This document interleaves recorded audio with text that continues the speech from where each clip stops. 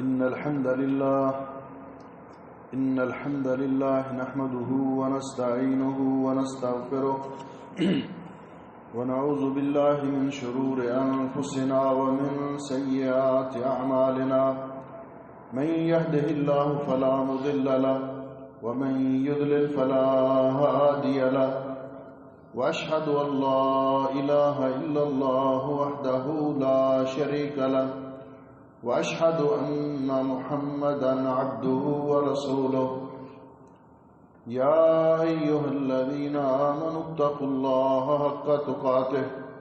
ولا تموتن إلا وأنتم مسلمون يا أيها الناس اتقوا ربكم الذي خلقكم من نفس واحدة وخلق منها زوجها وبث منهما رجالا كثيرا ونساء واتقوا الله الذي تساءلون به والأرحام إن الله كان عليكم رقيبا يا أيها الذين آمنوا اتقوا الله وقولوا قولا سديدا يصلح لكم أعمالكم ويغفر لكم ذنوبكم ومن يطع الله ورسوله فقد فاز فوزا عظيما اللهم صل على محمد وعلى آل محمد كما صليت على إبراهيم وعلى آل إبراهيم إنك حميد مجيد اللهم بارك على محمد وعلى آل محمد كما باركت على إبراهيم وعلى آل إبراهيم إنك حميد مجيد أما بعد فيا أيها الناس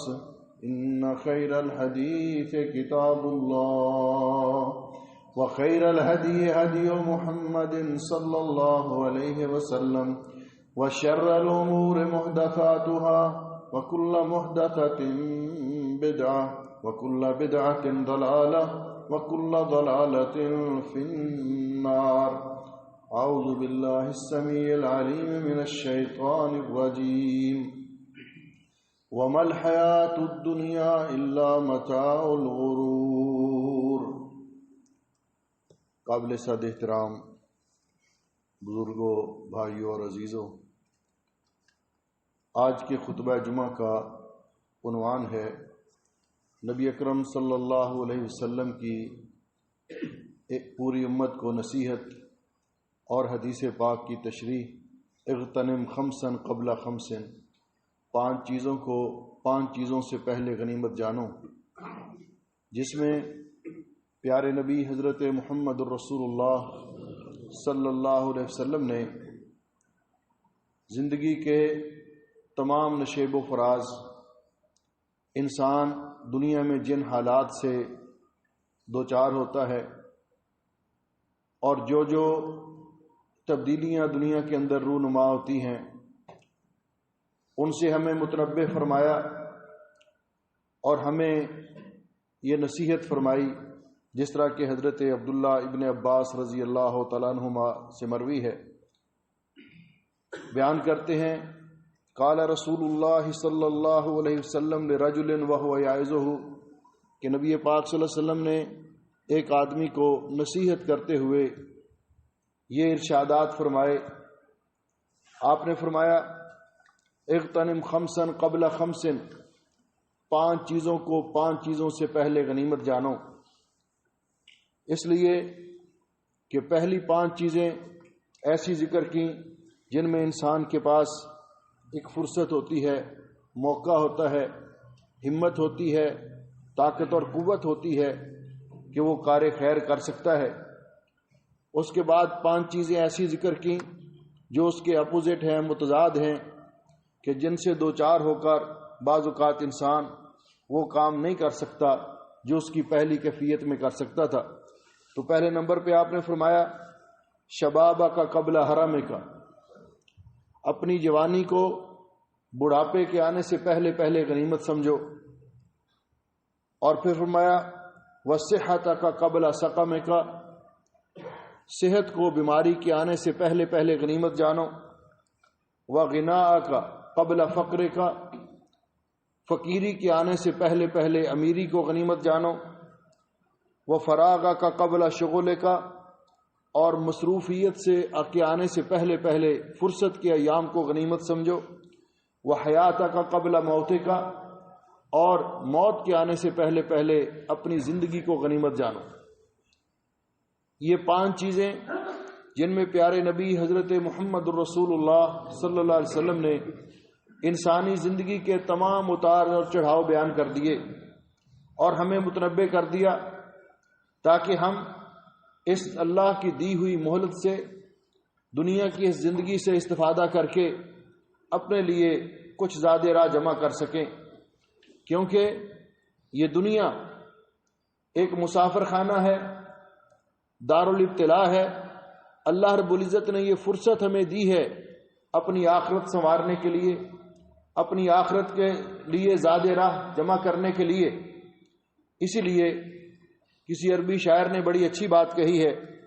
کہتے ہیں ترحل عن الدنیا بزاد من التقا فعمرک ایام وہن قلائل، دنیا سے نیکی اور تقوی کا زیادہ راہ لے کر چلو، اس لیے کہ آپ کے پاس تھوڑی سی عمر ہے، تھوڑی سی مہلت ہے، آپ کی زندگی کے ایام بہت کم ہیں۔ اور پیارے نبی حضرت محمد رسول اللہ صلی اللہ علیہ وسلم نے ہمیں اس سے متنبہ کر دیا اور آگاہ کر دیا، جس طرح کہ حضرت ابو ہریرہ رضی اللہ تعالیٰ عنہ روایت فرماتے ہیں کہ رسول اکرم صلی اللہ علیہ وسلم نے فرمایا اعمار امتی ما بین 60 الی 70، میری امت کے لوگوں کی اوسط عمریں 60 سے لے کر 70 سال تک ہیں، 60 سے لے کر 70 سال تک۔ اور فرمایا واقلہم من یجوز ذالک، بہت کم لوگ ہیں جو اس سے آگے بڑھتے ہیں۔ اس لیے رسول اکرم صلی اللہ علیہ وسلم کی یہ نصیحت، اس کے ایک ایک جملے پر ہمیں غور کرنا چاہیے۔ مولانا حالی مرحوم نے اسی حدیث پاک کا ترجمہ کرتے ہوئے فرمایا ہے، فرماتے ہیں غنیمت ہے صحت علالت سے پہلے، فراغت مشاغل کی کثرت سے پہلے، غنیمت ہے صحت علالت سے پہلے، فراغت مشاغل کی کثرت سے پہلے، جوانی بڑھاپے کی زحمت سے پہلے، اقامت مسافر کی رحلت سے پہلے، فقیری سے پہلے، غنیمت ہے دولت، جو کرنا ہے کر لو کہ تھوڑی ہے مہلت۔ اس لیے رسول اکرم صلی اللہ علیہ وسلم کے ان ارشادات گرامی کا ایک ایک جملہ جو جوامع کلم ہے، جو انمول موتی ہیں، رسول اکرم صلی اللہ علیہ وسلم کی زبان اقدس سے نکلے ہوئے ارشادات جو اپنے اندر اتنی وسعت رکھتے ہیں کہ ایک سمندر سمو دیا رسول اکرم صلی اللہ علیہ وسلم نے اپنے ان چند ارشادات گرامی کے اندر۔ بالاختصار آپ کے ایک ایک جملے کی وضاحت اور تھوڑی سی تشریح کرنا چاہتا ہوں۔ سب سے پہلے نمبر پر آپ نے جوانی کا ذکر کیا، شبابہ کا قبل حرم کا، کہ بڑھاپے کے آنے سے پہلے پہلے جوانی کو غنیمت سمجھو، اس لیے کہ جوانی عمر کا ایک ایسا حصہ ہے جس میں انسان جو چاہے کر سکتا ہے، قوت موجود ہوتی ہے، طاقت موجود ہوتی ہے، جذبات ہوتے ہیں انسان کے، جو بھی کار خیر کرنا چاہے اس کے لیے کوئی مشکل نہیں ہوتی۔ وہ لمبا لمبا راتوں کو قیام بھی کر سکتا ہے، وہ سخت گرمیوں کے موسم میں روزے بھی رکھ سکتا ہے، میدان جہاد میں شریک ہوتا ہے، بڑے بڑے مشقت والے کام کر سکتا ہے اور بڑی خوشی سے کرتا ہے۔ اس لیے اس عمر کو اسلام کے اندر کس قدر اہمیت دی گئی کہ اللہ رب العزت نے اسی عمر میں انبیاء علیہ السلام کو نبوت اور رسالت سے نوازا، کیونکہ یہ کام محنت طلب ہے، مشقت کا متقاضی ہے دین اسلام کی تبلیغ۔ اللہ سبحانہ و تعالی نے یہی عمر جو جوانی کی عمر ہے، اس کو اتنی اہمیت دی کہ پیارے نبی حضرت محمد رسول اللہ صلی اللہ علیہ وسلم ارشاد فرماتے ہیں کہ قیامت کے دن میدان معاشر میں اتنی سختی کا دن، اتنا ہولناک دن، سورج جب 1 میل کے فاصلے پر ہوگا اس کی تمازت برداشت نہیں ہوگی، کوئی اور سایہ نظر نہیں آئے گا سوائے اللہ تعالیٰ کے عرش عظیم کے سائے کے۔ اس سائے میں اللہ رب العزت 7 قسم کے خوش نصیب لوگوں کو جگہ دیں گے،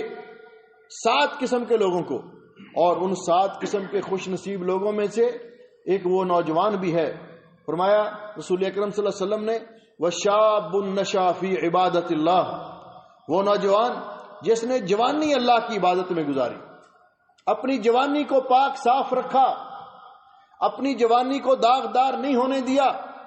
جوانی کے ایام میں اللہ رب العزت نے عبادت کی، اللہ رب العزت کی عبادت کی، جوانی کے ایام میں اللہ رب العزت کے احکام کی تکمیل کی، اور یہ شخص اللہ رب العزت کو اتنا پسند ہے اس لیے کہ جس طرح عام طور پہ کہتے ہیں نا کہ در جوانی توبہ کردن شیوائے پیغمبری، جوانی کے اندر نیکی کرنا یہ انبیاء علیہ السلام کی خصلت ہے۔ وقت پیری گرگ ظالم میں شود پرہیزگار، بڑھاپے میں آ کر تو بھیڑیا بھی جب ہل جل نہیں سکتا، چل پھر نہیں سکتا، تو کہتا جی ہم نے تو کبھی کسی کو تنگ نہیں کیا، پرہیزگار ثابت کرتا ہے، شو کرتا ہے۔ جب تک قوت اور طاقت تھی لوگوں کی بکریوں کو چیرتا پھاڑتا، لوگوں کو نقصان میں مبتلا کرتا۔ تو یہ جوانی کی عمر، اور یہ عمر بہت تھوڑے دن ہے۔ اللہ رب العزت نے دنیا کا نظام ہی ایسا بنایا ہے کہ یہ جوانی کی عمر، اس کے بارے میں قیامت کے دن خصوصی طور پر اللہ تعالیٰ سوال کریں گے اور پوچھیں گے۔ عن ابن مسعود رضی اللہ تعالیٰ عنہ، حضرت عبداللہ ابن مسعود رضی اللہ تعالیٰ عنہ بیان فرماتے ہیں کہ رسول اکرم صلی اللہ علیہ وسلم نے فرمایا لا تزول قدم ابن آدم یوم القیامہ من عند ربہ حتی یسأل عن 5۔ ابن آدم اللہ تعالیٰ کی بارگاہ میں جب پیش ہوگا قیامت کے دن، قبروں سے اٹھ کر اللہ کی بارگاہ میں جب حاضر ہوں گے تو اس وقت تک اپنی جگہ سے پاؤں نہیں ہلا سکیں گے حتیٰ کہ 5 سوال ان سے پوچھے جائیں گے جب تک ان کا جواب نہ دیں۔ 5 سوالات، ان میں سے پہلا سوال فرمایا ان عمرہ فیما افناہ، یہ جو زندگی ہے ہماری عمر ہے اللہ رب العزت کی امانت ہے، پوری عمر کا اللہ تعالیٰ حساب لیں گے کہ اپنی آپ کو عمر دی تھی 30 سال 40 سال 50 سال 60 سال 70 سال، یہ عمر ہماری دی ہوئی یہ فرصت، یہ مہلت آپ نے ہماری اطاعت اور فرما برداری میں گزاری یا ہماری نافرمانی میں گزاری؟ ان عمرہ فیما افنا۔ اور دوسرا سوال فوراً یہ ہوگا وان شبابہ فیما ابلا، اپنی جوانی کی عمر کا حساب دیجئے کہ جوانی کی عمر کہاں صرف کی تھی۔ جوانی کی عمر کے بارے میں خصوصی طور پر حساب اللہ تعالیٰ پوچھیں گے۔ اور تیسرا سوال یہ ہوگا وَمَالِهِ مِنْ أَيْنَ اكْتَسَبَهُ، مال کے بارے میں حساب دو کہ کمایا کیسے تھا۔ وَفِيمَا أَنْفَقَهُ،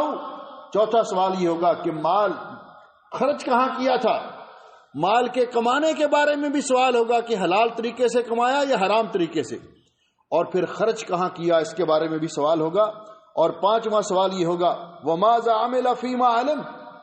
اور جو آپ کو علم حاصل ہوا تھا، جو معلومات ملی تھی اس کے مطابق عمل کیا تھا کہ نہیں کیا تھا، یا کہ سنی انسنی کر دی۔ آپ ہمارے احکام سن کر ٹس سے مستک نہ ہوئے۔ یہ 5 سوالات انسان سے پوچھے جائیں گے۔ اسی لیے یہ جوانی کی عمر بہت بڑی فرصت ہے، یہ جب چلی جاتی ہے تو واپس نہیں آتی، جب چلی جاتی ہے تو واپس نہیں آتی۔ جس طرح کسی شاعر نے کہا ہے نا، عجب یہ دنیا سرائے فانی دیکھی، ہر چیز یہاں کی آنی جانی دیکھی، جو جا کے نہ آئے وہ بڑھاپا دیکھا، جو آ کے نہ جائے وہ بڑھاپا دیکھا، جو جا کے نہ آئے وہ جوانی دیکھی۔ جوانی جب پلٹ جاتی ہے، رخصت ہو جاتی ہے، پھر لاکھ جتن کرو، کشتے کھاؤ، سپلیمنٹ لو، کلر کرو، جو بھی جتنے جتن آپ سے ہو سکتے ہیں کرو، لیکن جوانی واپس نہیں آئے گی۔ اس لیے خصوصی طور پر آپ نے فرمایا کہ بڑھاپے کے آنے سے پہلے پہلے جوانی اللہ کی عبادت میں گزار لو۔ جوانی میں انسان جو عبادت کر سکتا ہے وہ بڑھاپے میں نہیں کر سکتا۔ بڑھاپے میں دل چاہتا ہے کہ میں لمبا قیام کروں تہجد میں، لیکن گھٹنے ساتھ نہیں دیتے، کھڑا نہیں ہو سکتا، جسم کمزور ہو گیا، لمبے سجدے نہیں کر سکتا، بلکہ بعض اوقات نماز کرسی پہ بیٹھ کے پڑھنی پڑتی ہے، زمین پہ سجدہ بھی نہیں کر سکتا۔ بڑھاپے کے اندر بھوک اور پیاس برداشت نہیں ہوتی، نفلی روزے بھی نہیں رکھ سکتا۔ اس لیے فرمایا کہ جوانی کی عمر بڑی غنیمت ہے، بڑھاپے کے آنے سے پہلے پہلے اس کو غنیمت جانو۔ کھیتوں کو دے لو پانی، اب بہہ رہی ہے گنگا۔ نوجوانوں کو خطاب کرتے ہوئے مولانا حالی فرماتے ہیں، کھیتوں کو دے لو پانی، اب بہہ رہی ہے گنگا، کچھ کر لو نوجوانوں، اٹھتی جوانیاں ہیں، کچھ کر لو، یہ جوانی رخصت ہونے والی ہے۔ تو رسول اکرم صلی اللہ علیہ وسلم نے فرمایا پہلی چیز کہ شبابک قبل حرمک، اپنی جوانی کو بڑھاپے سے پہلے پہلے غنیمت جانو۔ اور دوسری چیز جو آپ نے فرمائی وصحتک قبل سقمک، بیماری کے آنے سے پہلے پہلے اپنی صحت کو غنیمت جانو۔ صحت تندرستی ہزار نعمت ہے، یہ اللہ رب العزت کا بہت بڑا انعام ہے۔ عربی میں یہ مثل مشہور ہے، الصحت تاج علی رؤوس الاصحاء، صحت تندرست آدمی کے سر کا ایک تاج ہے، اس کے سر پر ایک تاج ہوتا ہے۔ ولا یراہ الا المرضى، جو صرف مریضوں کو نظر آتا ہے، بیماروں کو نظر آتا ہے، عام لوگوں کو نظر نہیں آتا، کیونکہ عام طور پہ لوگ اس کی قدر نہیں کرتے۔ تو کب بیماری آ جائے، بیماری بھی اللہ کی طرف سے، شفا بھی دینے والا وہی، صحت بھی اللہ رب العزت کا بہت بڑا انعام۔ اس لیے بیماری کے آنے سے پہلے پہلے آپ نے فرمایا صحت کو غنیمت جانو۔ اور ساتھ ساتھ صحیح بخاری کی روایت ہے، رسول اکرم صلی اللہ علیہ وسلم نے ہمیں اس بات سے بھی متنبہ کر دیا، عن ابن عباس رضی اللہ عنہما قال قال النبی صلی اللہ علیہ وسلم نعمتان مغبون فیہما کثیر من الناس، اللہ تعالیٰ کی دو بڑی نعمتیں ہیں، بڑی عظیم اور انمول نعمتیں ہیں،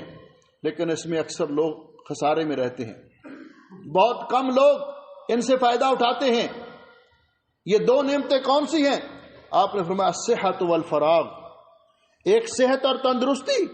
دوسری فرصت اور فراغت، کہ انسان کو وقت مل جائے اللہ کی عبادت کرے، انسان کو وقت ملے وہ نیکی کرے۔ صحت اور تندرستی اور فراغت اور فرصت یہ اللہ رب العزت کی بہت بڑی نعمتیں ہیں جس کو میسر آ جائیں، لیکن فرمایا کہ بہت کم لوگ، اکثر لوگ ان کے بارے میں خسارے میں رہتے ہیں، بہت کم لوگ ان سے فائدہ اٹھاتے ہیں کہ وہ صحت سے فائدہ اٹھائیں اور وہ فراغت سے فائدہ اٹھائیں۔ اس لیے رسول اکرم صلی اللہ علیہ وسلم نے فرمایا من اصبح منکم آمنا فی سربہ، ہم نے تو ایک معیار اور رکھا ہے، لیکن رسول اکرم صلی اللہ علیہ وسلم کا ارشاد ہے کہ جو آدمی صبح اس حالت میں کرے آمنا فی سربہ، کہ وہ اپنے گھر میں بے خوف ہو، امن ہو، اس کو کسی قسم کا کوئی ڈر نہ ہو، تھریٹ نہ ہو کسی طرف سے۔ آپ نے فرمایا جس نے اپنے گھر میں امن میں صبح کی، معافن فی جسدہ، اور جسمانی طور پر وہ صحت مند اور تندرست ہوا،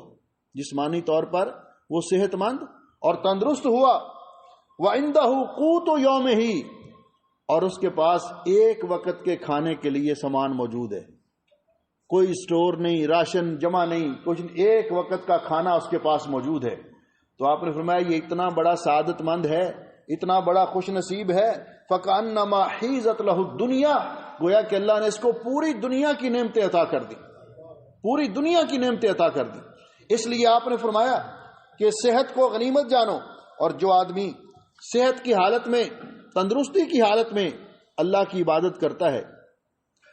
اللہ رب العزت کی اطاعت اور فرما برداری کرتا ہے، اگر یہ شخص بیمار بھی ہو جاتا ہے تو اس پر اللہ رب العزت کا اتنا انعام ہوتا ہے کہ پیارے نبی حضرت محمد رسول اللہ صلی اللہ علیہ وسلم فرماتے ہیں، ان انس رضی اللہ تعالیٰ عنہ، حضرت انس روایت کرتے ہیں کہ نبی پاک صلی اللہ علیہ وسلم نے فرمایا جب بندہ بیمار ہو جاتا ہے تو وہ اس طرح اللہ تعالیٰ کی عبادت نہیں کر سکتا، بعض اوقات قیام نہیں کر سکتا، نماز میں بیٹھ کر نماز پڑھتا ہے، بعض اوقات تہجد کے لیے نہیں اٹھ سکتا بیماری کی وجہ سے، بعض اوقات وہ اور نیکی کے کام جو صحت کی حالت میں کرتا رہتا تھا نہیں کر سکتا، تو اللہ رب العزت فرماتے ہیں یہ کس کے لیے؟ جس نے اپنی صحت تندرستی کے دوران اللہ کی عبادت کی اور اپنی صحت اور تندرستی سے استفادہ کر کے نیکی کرنے کی کوشش کی، تو اللہ رب العزت اس فرشتوں کو حکم دیتے ہیں اکتبوا لہ صالح عملہ کان یعمل، اس بندے کو اتنا ہی اجر و ثواب اس کے نامہ اعمال میں لکھتے جاؤ جتنا کہ صحت اور تندرستی کی حالت میں یہ اعمال کیا کرتا تھا۔ وہ اعمال جو بیماری کی وجہ سے نہیں کر سکتا، صحت اور تندرستی کی حالت میں جو اس کی روٹین تھی، لیکن بیماری کے ایام کے اندر بھی اس کا عمل، اس کے اعمال کا اجر و ثواب اسی طرح لکھو جس طرح صحت کی حالت میں یہ کرتا تھا، اس کے لیے اللہ تعالیٰ کی طرف سے یہ انعام ہوتا ہے، اللہ رب العزت کی طرف سے یہ احسان ہوتا ہے اس پر۔ اور تیسری چیز آپ نے فرمائی وغنا کا قبل فقر کا، فقیری کے آنے سے پہلے پہلے امیری کو، غنا کو، خوشحالی کو غنیمت جانو، کیونکہ انسان کو نہیں پتا کہ کل اس کے حالات کیسے ہوں گے۔ اللہ رب العزت فرماتے ہیں وَتِلْكَ الْأَيَّامُ نُدَاوِلُهَا بَيْنَ النَّاسِ، ہم لوگوں کے درمیان یہ ایام ان کو پھیرتے رہتے ہیں، گھماتے رہتے ہیں، کبھی کوئی حالت کبھی کوئی حالت۔ علامہ قرطبی رحمۃ اللہ علیہ اس کی تفسیر کرتے ہوئے فرماتے ہیں من فرح و غم و صحت و سقم و غنا و فقر، اللہ تعالیٰ فرماتے ہیں کہ ہم انسان کے حالات کو بدلتے رہتے ہیں، کبھی خوشی ہے کبھی غم ہے، کبھی بیماری ہے کبھی تندرستی ہے، کبھی امیری ہے کبھی فقیری ہے، اس لیے ہم اس کو بدلتے رہتے ہیں۔ تو فرمایا اس سے فائدہ اٹھاؤ، کیونکہ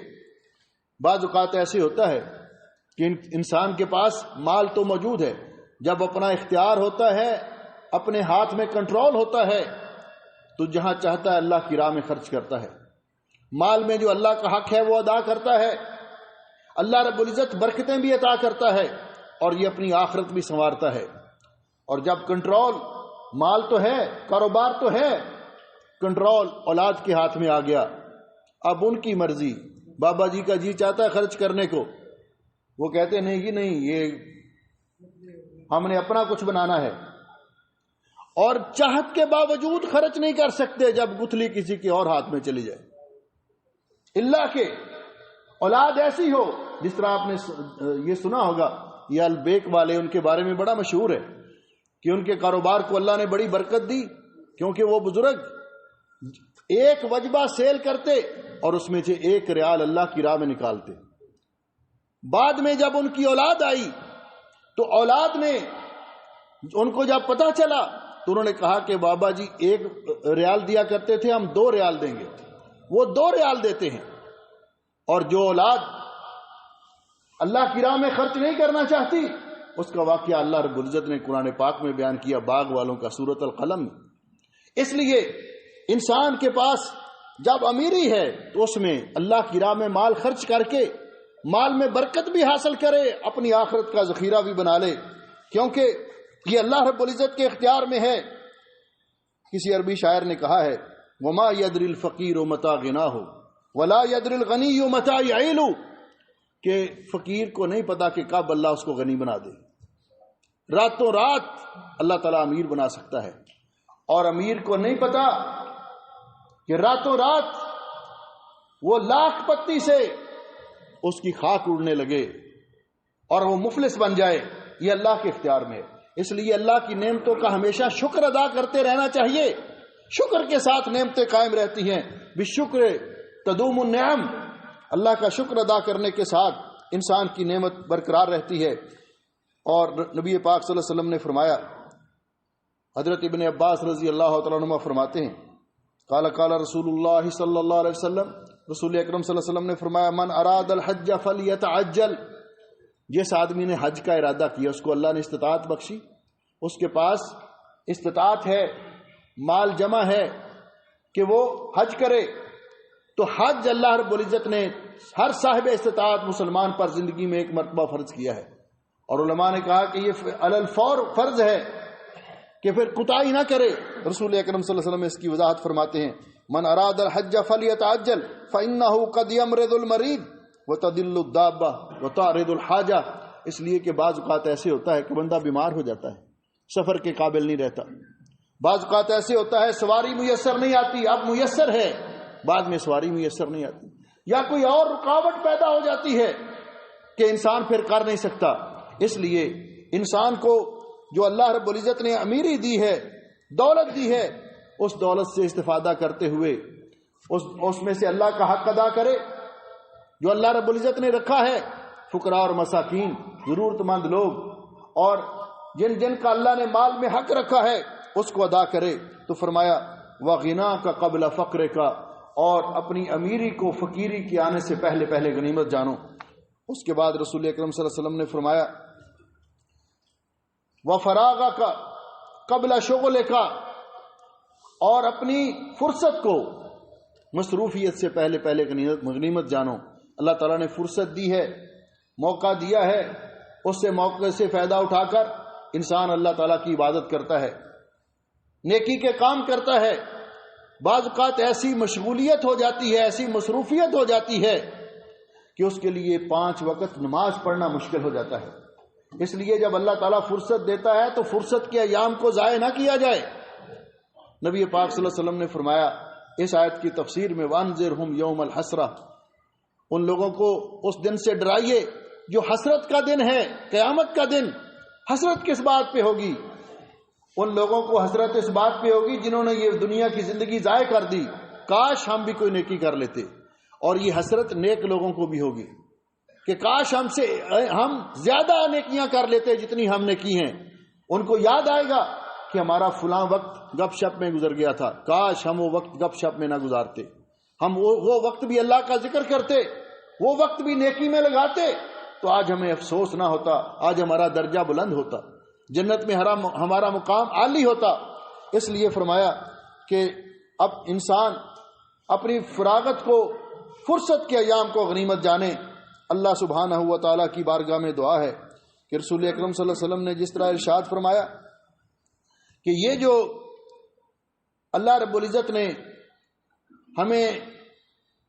دولت دی ہے، مال دیا ہے، تو رسول اکرم صلی اللہ علیہ وسلم سے پوچھا گیا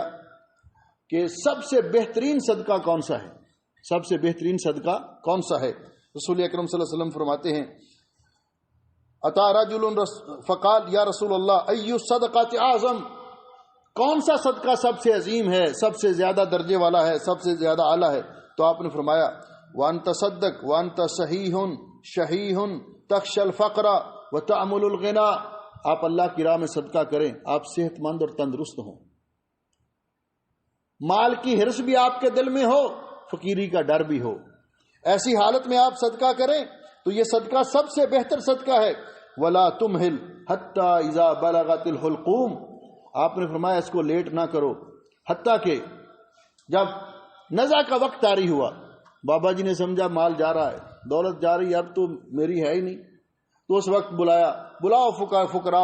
فقراء کو مساکین کو، ان میں مال بانٹنا شروع کر دیا، اس صدقے کا کوئی فائدہ نہیں ہوگا، کیونکہ اس نے ورثاء کو نقصان پہنچانے کی نیت سے کیا ہے، اور اس کے لیے ایسا کرنا جائز بھی نہیں۔ اللہ رب العزت فرماتے ہیں وَأَنفِقُوا مِمَّا رَزَقْنَاكُمْ مِن قَبْلِ أَن يَأْتِيَ يَوْمٌ، اس سے پہلے من قبل ان یاتی احدکم الموت فیقول رب لولا اخرتنی الى اجل قریب فاصدق واکن من الصالحین، اللہ کی راہ میں خرچ کرو اس سے پہلے کہ موت آ جائے۔ پھر انسان کہے یا اللہ تھوڑی سی مہلت دے دے، میں تیری راہ میں مال خرچ کر لوں۔ تو اس لیے فرمایا کہ یہ مال خرچ کرنا جس کو اللہ نے یہ موقع دیا ہے، اس کو غنیمت جانیں اور فرصت کے ایام سے فائدہ اٹھائیں۔ اللہ تعالیٰ مجھے اور آپ کو نبی پاک صلی اللہ علیہ وسلم کے ان ارشادات کو سمجھنے اور ان کے مطابق اپنی زندگی گزارنے کی توفیق بخشے۔ پانچویں بات جو آپ نے فرمائی اس کا دوسرے خطبے میں تذکرہ کرتے ہیں۔ اقول قولی ھذا استغفر اللہ لی ولکم ولسائر المسلمین من کل ذنب فاستغفروہ انہ هو الغفور الرحیم۔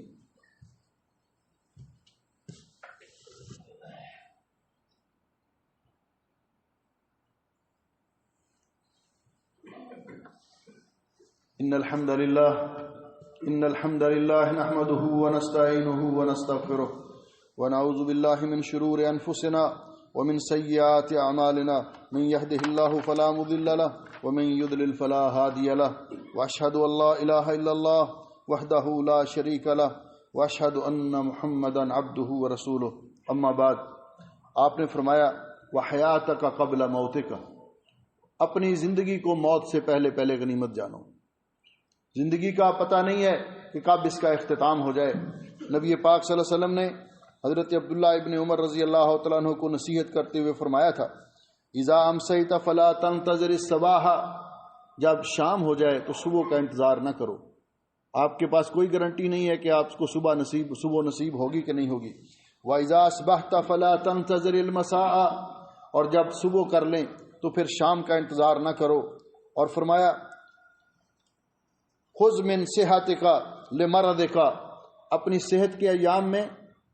بیماری کے آنے سے پہلے پہلے استفادہ کر لو تاکہ بیماری میں آپ کے کام آئے. مِنْ حَيَاتِكَ لِمَوْتِكَ، اور اپنی زندگی سے فائدہ اٹھا لو، موت سے پہلے پہلے نیکی کما لو. اس لیے زندگی کا کوئی پتہ نہیں ہے، اور رسول اکرم صلی اللہ علیہ وسلم نے اس کے بارے میں ہمیں متنبہ فرمایا کہ ہماری عمریں پہلے ہی مختصر ہیں، اور جو بھی انسان پیدا ہوا کل نفس ذائقۃ الموت، اس نے دنیا سے جانا ہے. کب جانا ہے اللہ رب العزت نے اس وقت کو ہم سے پوشیدہ رکھا ہے. بالآخر بات یہی ہے منہا خلقناکم وفیہا نعیدکم، اللہ فرماتے ہیں ہم نے مٹی سے ہی آپ کو پیدا کیا ہے اور اسی میں دوبارہ آپ نے مل جانا ہے. خاک سے پیدا ہوا خاک میں مل جائے گا، ہے وہی انجام تیرا جو تیرا آغاز تھا. اس لیے اللہ رب العزت نے جو دنیا کی زندگی کی ہمیں فرصت دی ہے، ہمیں مہلت دی ہے، اس سے استفادہ کرنا چاہیے. یہ زندگی ایک ہی بار ملنی تھی، ایک ہی بار ملی ہے، دوبارہ کوئی اس دنیا میں نہیں آئے گا.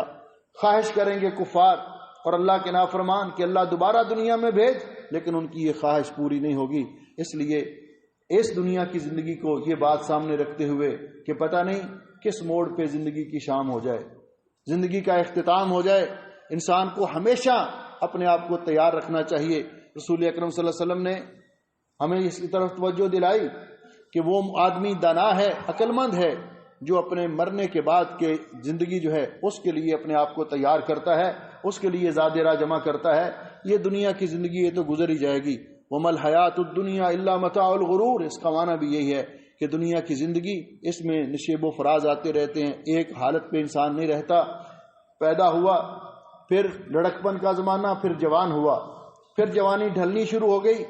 اور انسان کی زندگی کی یہ ترتیب اور یہ روٹین جو اللہ رب العزت نے بتلائی، یہ بھی ہمیں بتلا رہی ہے کہ ہم اپنے انجام کی طرف، جو قدم بھی انسان کا اٹھ رہا ہے موت کی طرف جا رہا ہے،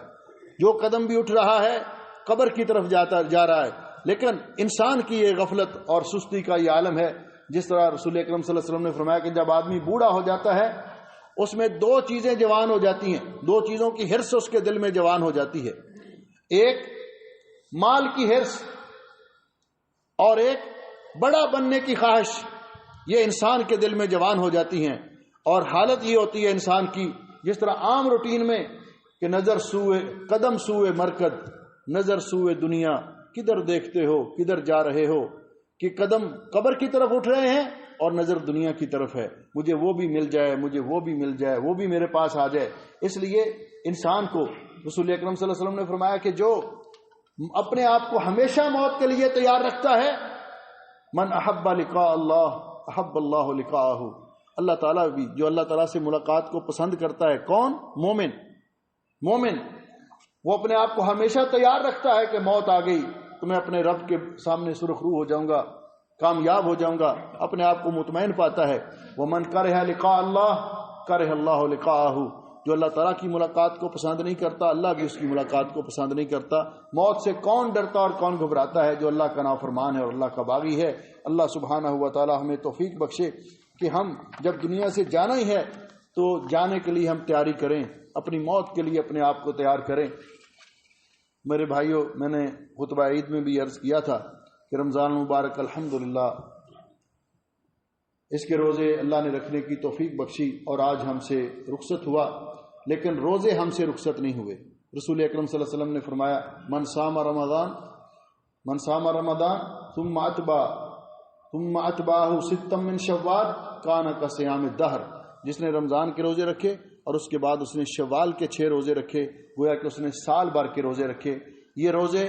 ایک ساتھ بھی رکھے جا سکتے ہیں اور متفرق بھی رکھے جا سکتے ہیں، اس کا بھی ہمیں اہتمام کرنا چاہیے۔ اللہ تعالیٰ مجھے اور آپ کو عمل کی توفیق بخشے۔ ان اللہ و ملائکتہ یصلون علی النبی یا ایھا الذین آمنوا صلوا علیہ وسلموا تسلیما۔